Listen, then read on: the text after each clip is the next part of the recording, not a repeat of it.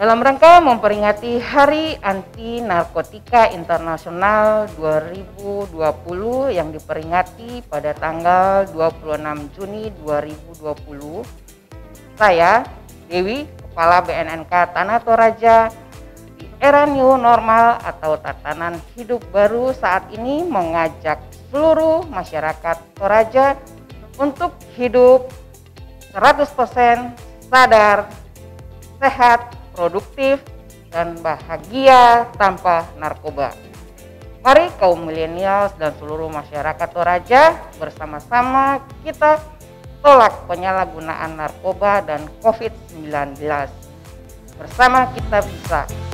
Salam sehat, stop narkoba.